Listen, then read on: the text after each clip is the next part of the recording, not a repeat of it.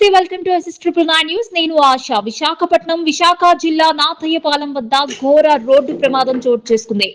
శీలానగర్ నుండి గాజువాక వైపు వెళ్తున్న అతి వేగంగా వెళ్తూ అడ్డు వచ్చిన ద్విచక్ర వాహనం అడ్డుగా రావడంతో ఒక్కసారిగా లారీ ఆపడంతో వెనుకున్న వ్యక్తి లారీ ఢీ కొట్టడంతో వెనుక లారీ క్యాబిన్ మొత్తం ధ్వంసమైంది.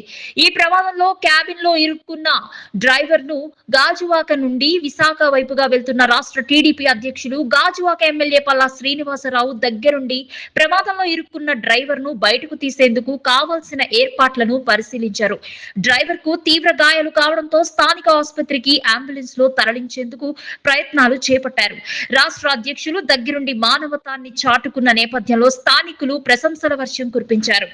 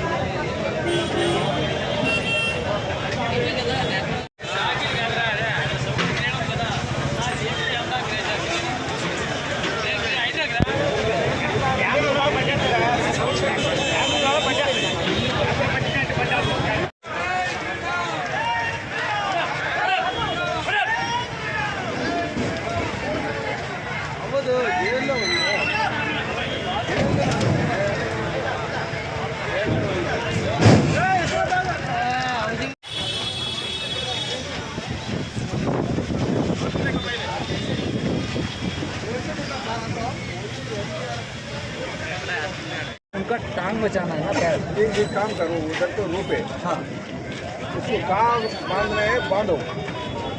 हम जो जेसीबी है ना उसको बुला लेंगे। जेसीबी ठीक है, कहाँ बांधना है ठीक है। इसके टायरों को जाम कर देंगे, इसके टायर को जाम करके टायर के आगे। टायर तो जाम हो गया। हाँ ठीक है।